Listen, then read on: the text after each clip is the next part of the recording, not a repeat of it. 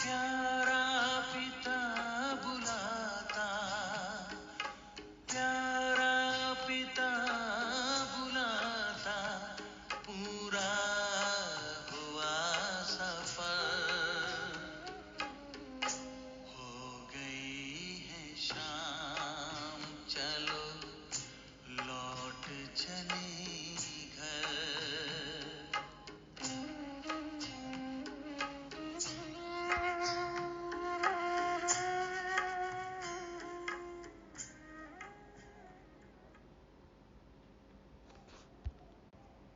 ओम शांति।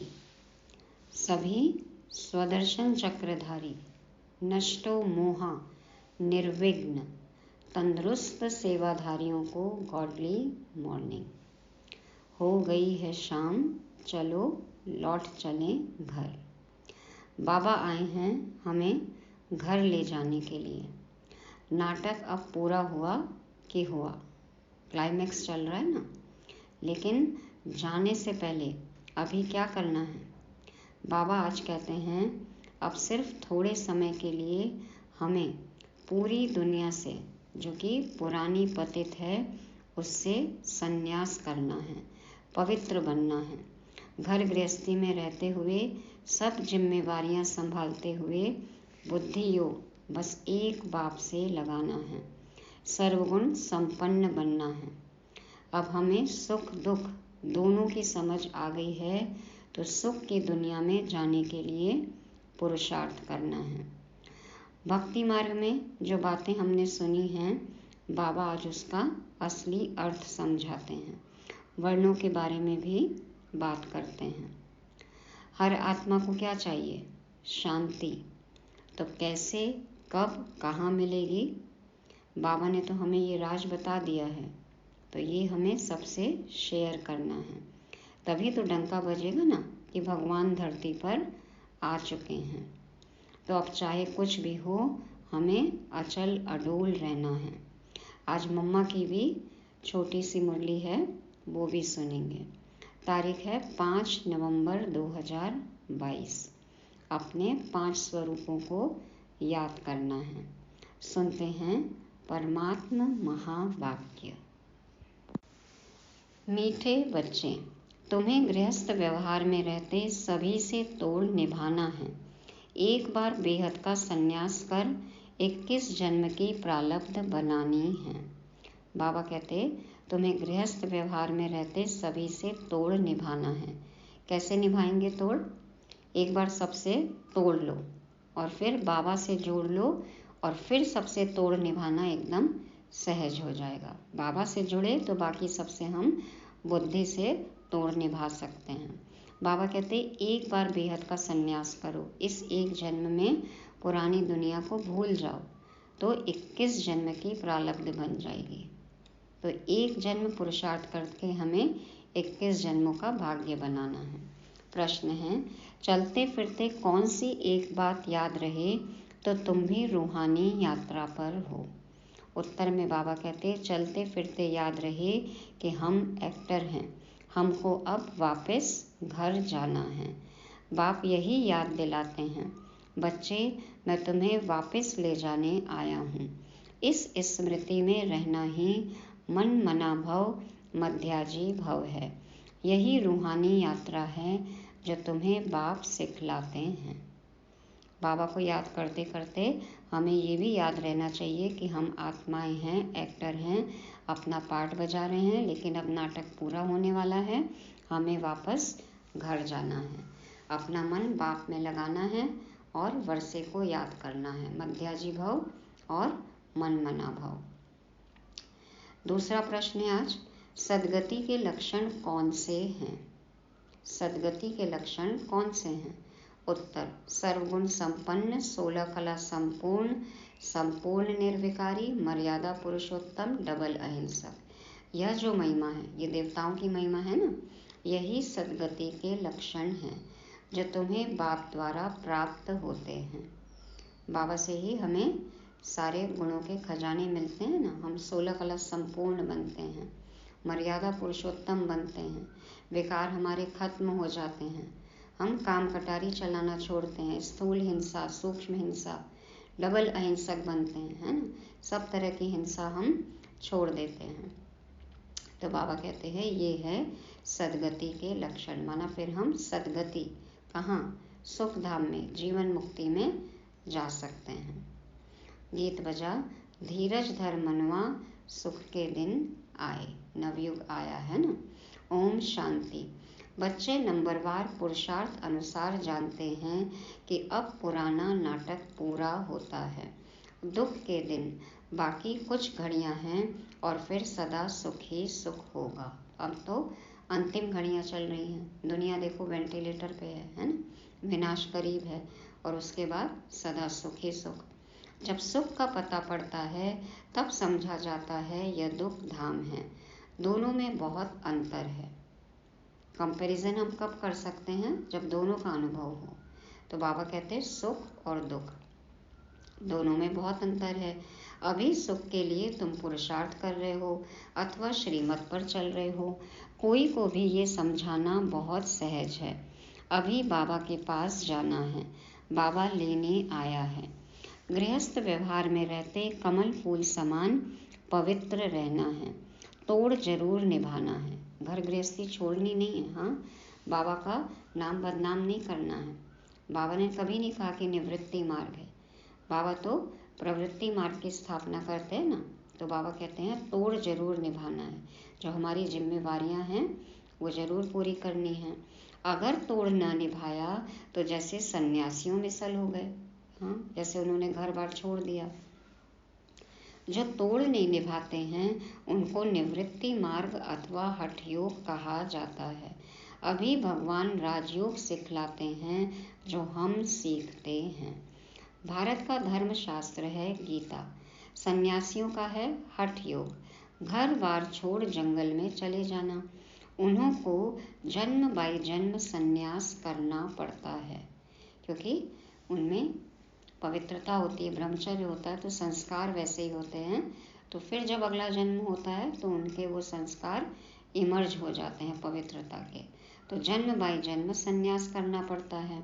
तुम गृहस्थ व्यवहार में रहते एक बार संन्यास करते हो, फिर 21 जन्म उनकी प्रारब्ध पाते हो।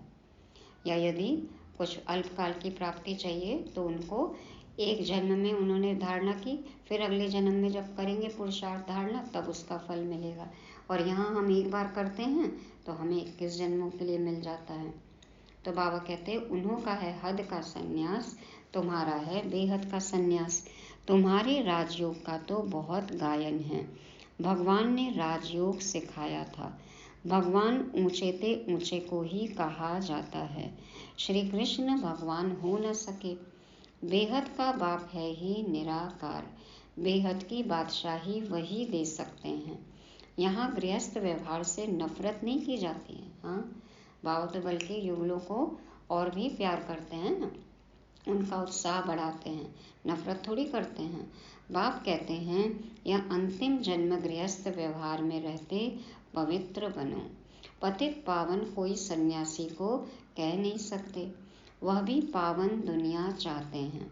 वह दुनिया है एक, जिसके लिए पतित पावन को बुलाते हैं। जबकि वह गृहस्थ व्यवहार में ही नहीं है तो देवताओं को भी नहीं मानेंगे, क्योंकि देवताओं का भी प्रवृत्ति मार्ग दिखाया है, इसलिए वो ब्रह्म को मानते हैं ना। वह कभी राजयोग सिखला न सके, न बाप कभी हठ योग सिखला सके। बाबा राजयोग सिखलाते हैं, हठ योग नहीं, और सन्यासी क्या है, हठ योग सिखलाते हैं, राजयोग नहीं। तो यह समझने की बातें हैं। अब दिल्ली में वर्ल्ड कॉन्फ्रेंस होनी है, उस समय कोई कॉन्फ्रेंस होगी तो बाबा कहते हैं वहाँ यह समझाना है, लिखत में देना है। लिखत में होगा तो सब समझ जाएंगे। अब हम हैं ऊंचे ते ऊंच ब्राह्मण कुल के, वह हैं शूद्र कुल के। हम हैं आस्तिक, वह है नास्तिक। वह है ईश्वर को न जानने वाले। हमने खुदा को खुदा के द्वारा जाना है ना, इसलिए हम हैं सच्चे आस्तिक। तो हम हैं ईश्वर से योग रखने वाले। तो मतभेद है ना, बाप ही आकर आस्तिक बनाते हैं। बाप का बनने से बाप का वर्षा मिल जाता है। यह बड़ी पेचीली बातें हैं। हाँ, कितनी गुह्य बातें हैं ना, हर कोई नहीं समझ सकता है। पहले पहले तो बुद्धि में बिठाना है कि गीता का भगवान परमपिता परमात्मा है। उसने ही आदि सनातन देवी देवता धर्म स्थापन किया था। भारत का देवी देवता धर्म ही मुख्य है। भारतवासी अपने धर्म को भूल गए हैं, यह भी तुम जानते हो। भारतवासियों को ड्रामा अनुसार अपना धर्म भूलना ही है। हिंदू कहलाने लग गए ना, तो भूल गए। तब तो बाप आकर फिर स्थापन करे। भूल गए तभी तो बाबा आए ना, नहीं तो बाप आए कैसे। कहते हैं जब जब देवी देवता धर्म प्रायः लोप हो जाता है तब मैं आता हूँ। प्रायः लोप भी जरूर होना है। यदि लोप नहीं हो तो फिर बाबा आए क्यों। कहते हैं बैल की एक टांग टूट गई है, बाकी 3 टांगों पर दुनिया खड़ी है, तो मुख्य है ही 4 धर्म। अभी देवता धर्म की टांग टूटी हुई है, अर्थात वह धर्म गुम हो गया है। इसलिए बड़ के झाड़ का मिसाल देते हैं कि फाउंडेशन सड़ गया, बाकी टाल टालियाँ खड़ी हैं। कोलकाता में है ना बड़ का झाड़, जिसमें कि जड़ तना दिखता नहीं है, शाखाएं दिखती हैं, टाल टालियाँ, और झाड़ देखो कितना फैला हुआ है। और कौन सी टांग टूटी, माना कौन सा धर्म लोप हुआ, देवी देवता धर्म। आदि सनातन देवी देवता धर्म प्रायः लोप हो गया है। और बाकी 3 धर्म कौन से, इस्लाम, बौद्ध धर्म और क्रिश्चियन धर्म की बाबा बात कर रहे हैं। तो इनमें भी फाउंडेशन देवता धर्म का है नहीं, टाल टालियाँ खड़ी हैं। और धर्म में क्या है, देवता धर्म का फाउंडेशन नहीं है। बाकी मठ पंथ आदि बहुत खड़े हैं।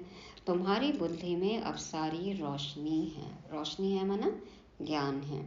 बाप कहते हैं तुम बच्चे इस ड्रामा के राज को जान गए हो कि सारा झाड़ पुराना हो गया है। कलयुग के बाद सतयुग को आना है जरूर, चक्र को फिरना है जरूर। बुद्धि में रखना है कि अब नाटक पूरा हुआ है, हम जा रहे हैं।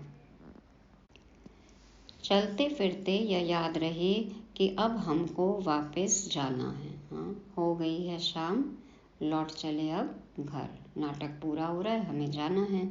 मन मना भव मध्याजी भव का भी यही अर्थ है, माना बाप को याद करो और वर्षे को याद करो।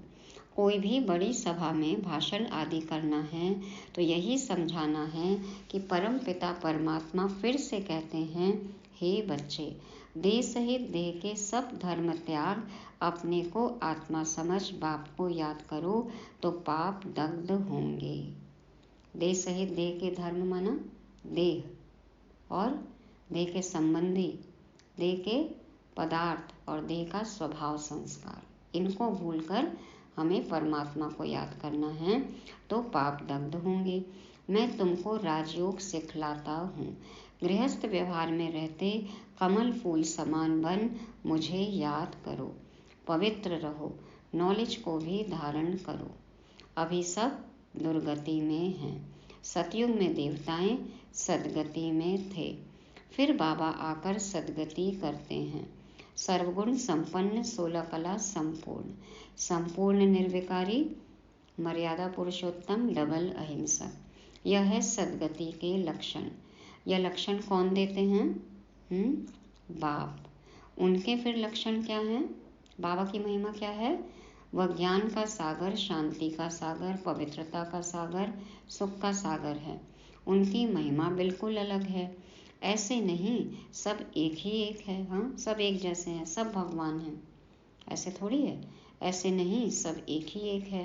एक बाप है, हम सब आत्माएं बच्चे हैं, या हर आत्मा परमात्मा है, हर आत्मा में परमात्मा है। हाँ, आत्मा ही परमात्मा है नहीं, एक परमात्मा है और बाकी हम सब उनके बच्चे हैं। अब नई रचना रची जाती है। हम प्रजापिता ब्रह्मा की सब औलाद हैं, परंतु वो लोग इन बातों को समझ नहीं सकते। ब्राह्मण वर्ण सबसे ऊंच है, भारत के ही वर्ण गाए जाते हैं। देखो भारत में ही है ये वर्णों का सिस्टम। 84 जन्म लेने में इन वर्णों से पास करना होता है। ब्राह्मण है ही संगम पर। अच्छा, साइलेंस तो बहुत अच्छी है, शांति का हार तो गले में पड़ा है, माना शांति कहाँ है? अंदर ही है ना, हमारे पास ही है। हमारा स्वधर्म शांत है, हम शांत आत्माएं हैं। तो शांति का हार तो गले में पड़ा है। एक रानी की कहानी है, हार गले में पहनी हुई और बाहर ढूंढ रही थी। तो अब शांति धाम अपना घर बहुत याद पड़ता है।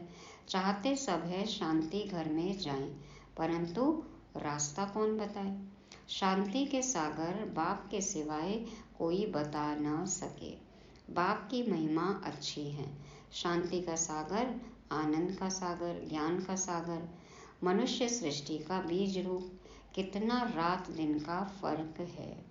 कृष्ण को सृष्टि का बीज रूप कह न सके। निराकारी और देहधारी में कितना फर्क है देखो। बाप की महिमा ही अलग है।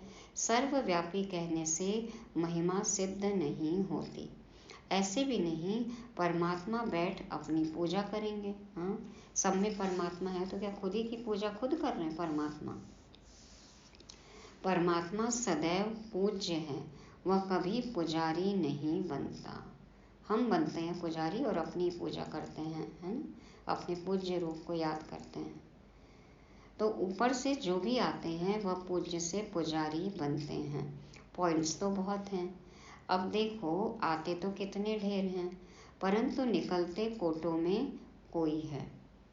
क्यों? क्योंकि मंजिल ऊंची है। कितने बच्चे आते हैं लेकिन कितने पक्के ब्राह्मण बनते हैं? मंजिल ऊंची है ना, धारणाएं हैं, परिवर्तन करना है, खुद को प्रतिज्ञाएं करनी है, तो मंजिल ऊंची है। प्रजा तो ढेर बनती रहेगी, परंतु कोटों में कोई माला का दाना बनते हैं। नारद का मिसाल क्या था? बोला लक्ष्मी को वरना है, तो बोले तुम अपनी शक्ल देखो, लक्ष्मी को वरने लायक बने हो, राजा तो थोड़े बनेंगे, हैं? तो उनको बंदर की शक्ल दिखाई दी। माना संस्कार अभी भी यदि आसुरी हैं, माया से युद्ध हैं, तो लक्ष्मी को वरने लायक बनेंगे? तो राजा तो थोड़े बनेंगे। एक राजा की ढेर प्रजा बनती है। पुरुषार्थ करना चाहिए ऊंच बनने का। राजाओं में भी कोई बड़ा राजा, कोई छोटा, कोई महाराजा होता है, कोई राजा होता है। भारत के कितने राजाएं हैं, कितनी राजाइयाँ चली आती हैं। सतयुग में भी बहुत राजाएं महाराजाएं होते हैं। देखो हिस्ट्री भरी हुई है, इतिहास भरा है ना राजा महाराजाओं के किस्से कहानियों से। तो सतयुग में भी बहुत राजाएं महाराजाएं होते हैं। महाराजाओं के फिर प्रिंस प्रिंसेस भी होते हैं, उनके पास बहुत प्रॉपर्टी होती है, राजाओं के पास कम प्रॉपर्टी होती। अभी है प्रजा का प्रजा पर राज्य, डेमोक्रेसी है ना, प्रजातंत्र। अभी राजधानी स्थापन हो रही है। यह है श्री लक्ष्मी नारायण बनने की नॉलेज। उसके लिए ही तुम पुरुषार्थ कर रहे हो। पूछते हैं लक्ष्मी नारायण का पद पाएंगे व सीताराम का? राम सीता है लक्ष्मी नारायण, सबको पता है ना। जैसा पुरुषार्थ कर रहे हैं तो खुद क्या पद पाएंगे ये तो पता है। तो सब कहते हैं लक्ष्मी नारायण का। यदि बाबा पूछे क्या बनना है तो सब कहेंगे लक्ष्मी नारायण। तो बाप से पूरा वर्षा लेंगे। वंडरफुल बातें हैं, और कोई जगह यह बातें नहीं है। ज्ञान ही नहीं है ऐसा, ये सब पॉइंट्स ही नहीं है, न कोई शास्त्र में ही है। अब तुम्हारी बुद्धि का ताला खुल गया है। हाँ, गॉडरेज का ताला गॉड ने खोला राजयोग से। तो बाप समझाते हैं चलते फिरते अपने को एक्टर समझो। अब हमको वापस जाना है, यह सदैव याद रहे। इसको ही मनमना भव मध्याजी भव कहा जाता है। बाबा कह रहे हैं घर को याद करो, ये भी क्या है? मनमना भव मध्याजी भव। फिर घर जाके कहाँ जाएंगे? सुख धाम में। शांति धाम के बाद सुख धाम, तो हो गया मनमना भव मध्याजी भव। बाप घड़ी घड़ी याद दिलाते हैं बच्चे तुमको वापस ले जाने आया हूँ। यह है रूहानी यात्रा, यह बाप के सिवाय और कोई करा नहीं सकते। भारत की महिमा भी करनी है। यह भारत होलीएस्ट लैंड है ना। देखो तभी तो भगवान आते हैं ना यहाँ पे। सर्व के दुख हरता सुख करता, सबके सदगति दाता बाप का बर्थ प्लेस है। वही बाप सबका लिबरेटर भी है। यह बड़े से बड़ा तीर्थ स्थान है। भारतवासी भले शिव के मंदिर में जाते हैं परंतु वह बाप को जानते नहीं हैं। इतने मंदिर हैं लेकिन भगवान को यथार्थ नहीं जानते हैं। गांधी को जानते हैं, समझते हैं वह बहुत अच्छा था, इसलिए उन पर जाकर फूल चढ़ाते हैं। देखो अभी भी राजघाट पर जाते हैं जहाँ उनकी समाधि है, लाखों खर्चा करते हैं। अब इस समय है उन्हों का राज्य, जो चाहे सो कर सकते हैं। हाँ, उस समय कांग्रेस का राज्य था। यह तो बाप बैठ गुप्त धर्म की स्थापना करते हैं। भारत में पहले देवताओं का राज्य था। दिखाते हैं असुरों और देवताओं की लड़ाई लगी, परंतु ऐसी बात है नहीं। हमारी तो क्या है, अपने विकारों से युद्ध है ना।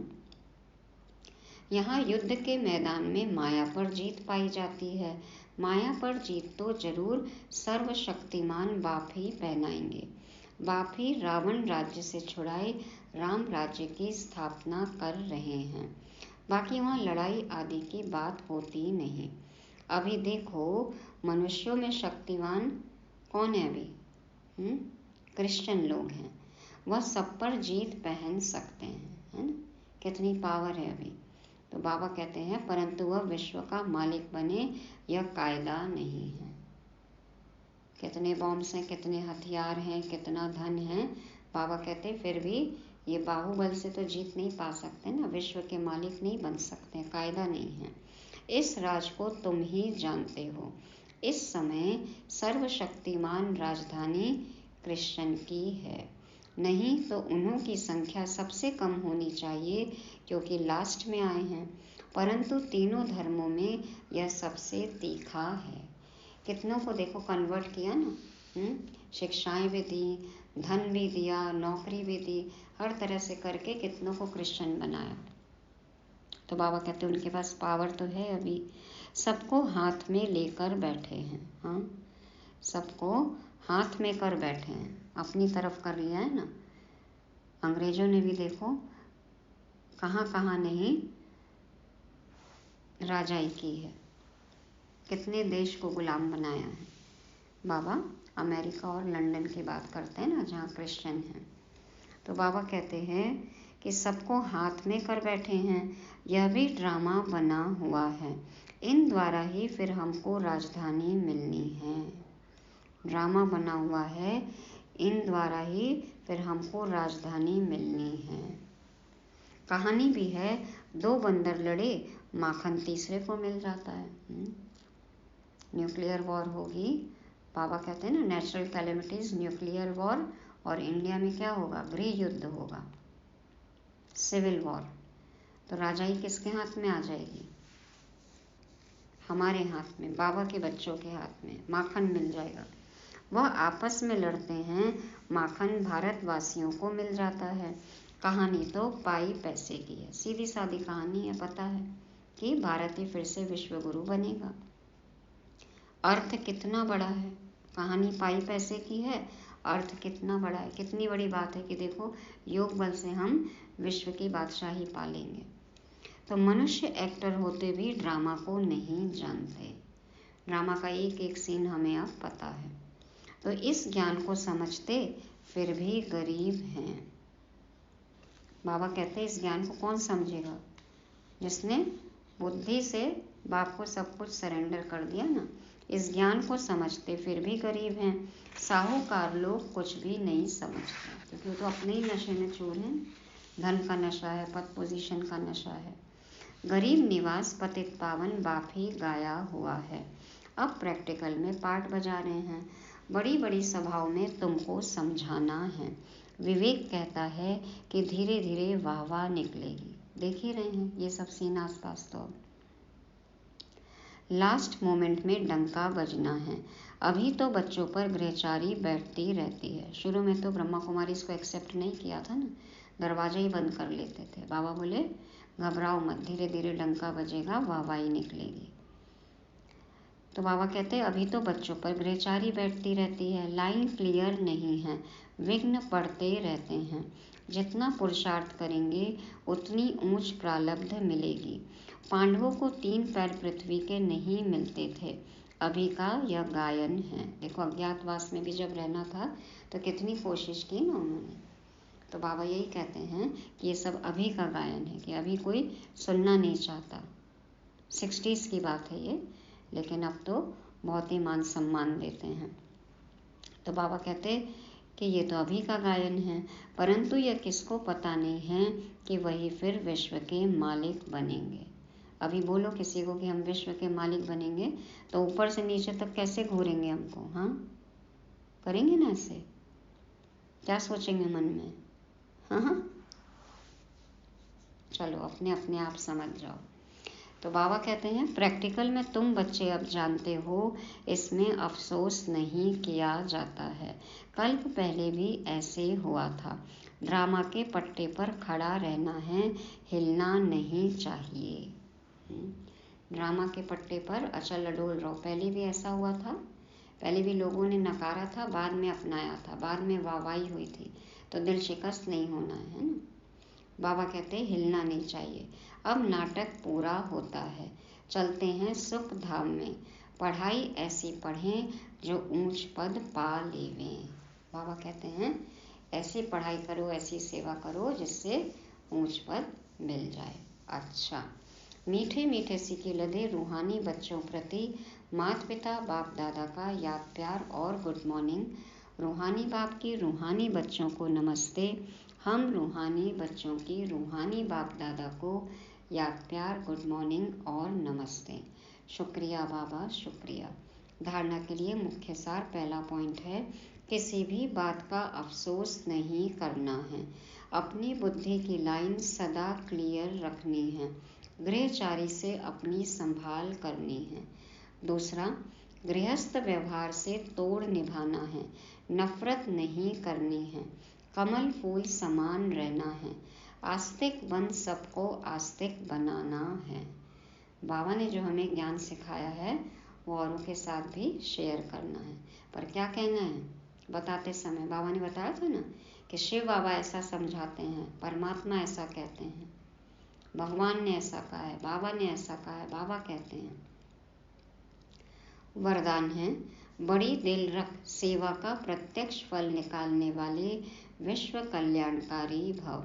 बड़ी दिल रख सेवा का प्रत्यक्ष फल निकालने वाले विश्व कल्याणकारी भव। बाप दादा समझाते हैं जो बच्चे बड़ी दिल रखकर सेवा करते हैं तो सेवा का प्रत्यक्ष फल भी बड़ा निकलता है। कोई भी कार्य करो तो स्वयं करने में भी बड़ी दिल और दूसरों को सहयोगी बनाने में भी बड़ी दिल हो। स्वयं प्रति व साथी सहयोगी आत्माओं प्रति संकुचित दिल नहीं रखो, माना छोटा दिल नहीं हो, खुले दिल से, बड़े दिल से सेवा करो। बड़ी दिल रखने से मिट्टी भी सोना हो जाती है, कमजोर साथी भी शक्तिशाली बन जाते हैं, असंभव सफलता संभव हो जाती है। दिल बड़ा रख के करेंगे, खुले मन से करेंगे तो बाबा कहते हैं कि मिट्टी भी सोना हो जाती है, कमजोर भी शक्तिशाली बन जाते हैं और असंभव कार्य भी संभव हो जाता है। इसके लिए मैं की बलि चढ़ा दो तो बड़ी दिल वाले विश्व कल्याणकारी बन जाएंगे। माना मैं मेरेपन की हद से निकलना है और बड़े दिल वाले बनकर सेवा करनी है, तब बनेंगे हम विश्व कल्याणकारी। तो मैं की बलि चढ़ाना है। इसके याद में क्या चढ़ा दिया? बलि, बकरे को। हाँ, क्योंकि वो मैं करता है, जबकि अपने अहंकार की बलि चढ़ानी थी। तो बाबा कहते हैं कि बड़े दिल रखकर सेवा करो, तब कहेंगे विश्व कल्याणकारी। सबको साथ में लेके चलना है, संगठन के साथ में चलना है, रहना है।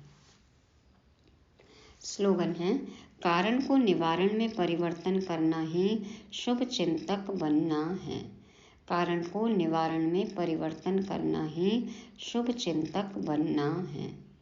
यदि आप किसी को शुभ भावना, शुभ कामना देते हो, किसी के लिए आपके मन में शुभ चिंतन है, तो उनकी परेशानियों का जो भी कारण है उसका निवारण ढूंढो। हाँ, उनकी जो भी समस्याएं हैं उसके समाधान स्वरूप बनना है, तब हम कहलाएंगे शुभ चिंतक।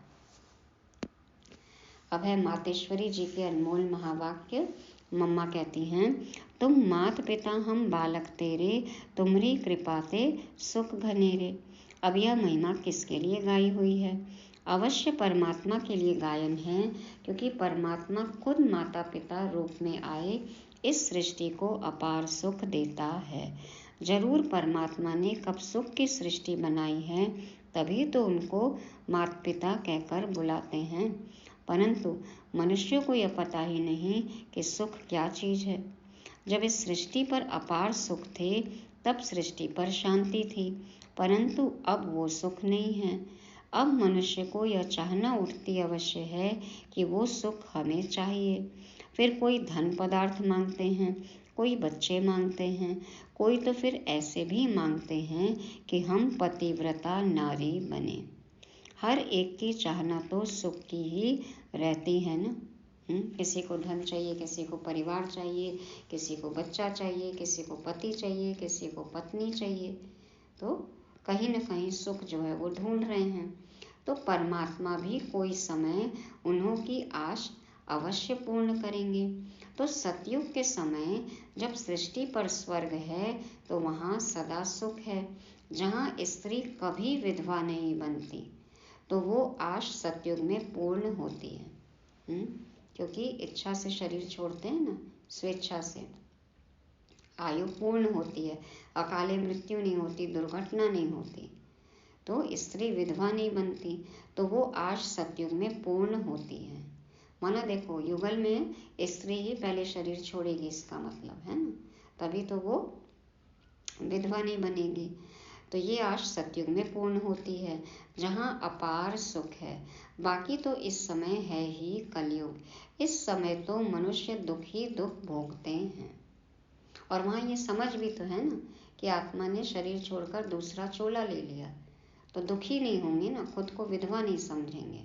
मान लो यदि पहले चला भी गया पुरुष भी, तो उसने पूरी आयु करके अपना शरीर छोड़ा, समझ है वहाँ पे कि ये आत्मा दूसरे चोले में गई है, दूसरे तन में, तो ये तो समझ है ना, तो दुखी नहीं होंगे।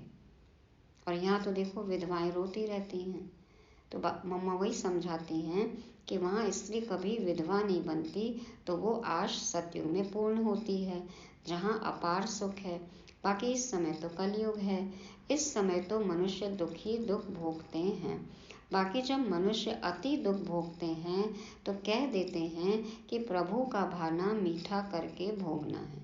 माना ये दुख भी भगवान ने दिया है, और इसको हम उसकी कृपा समझ के भोग लेंगे, उसका आशीर्वाद समझ के, उसका वरदान समझेंगे दुख को भी, और उसकी मर्जी समझ के भोग लेंगे कि उसकी यही इच्छा थी।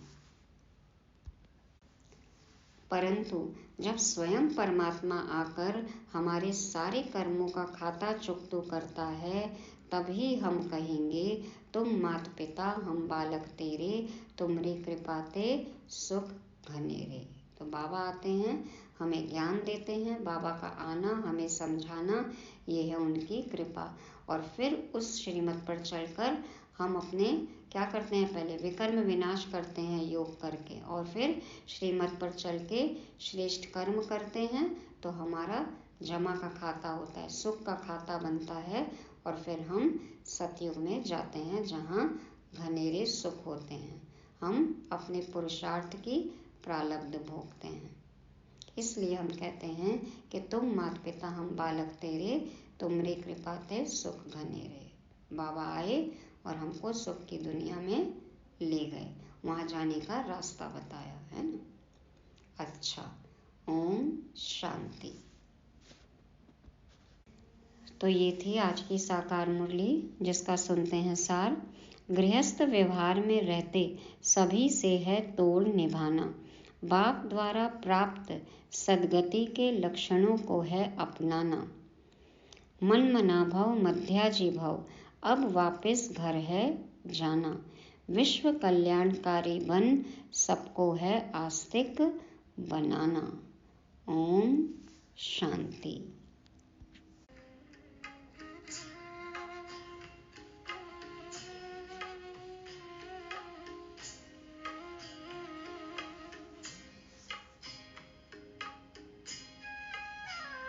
बड़ी शान से कभी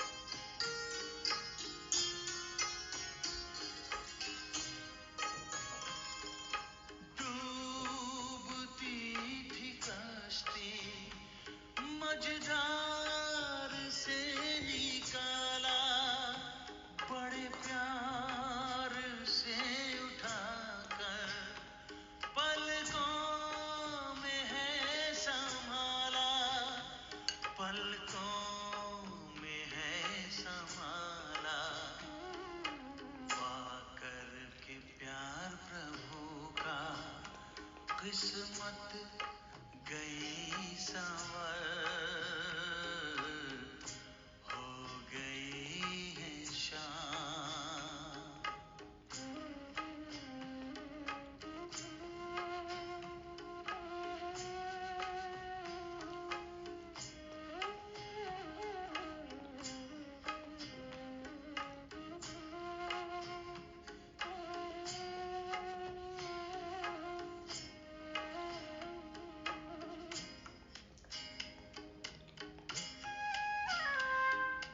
दिखता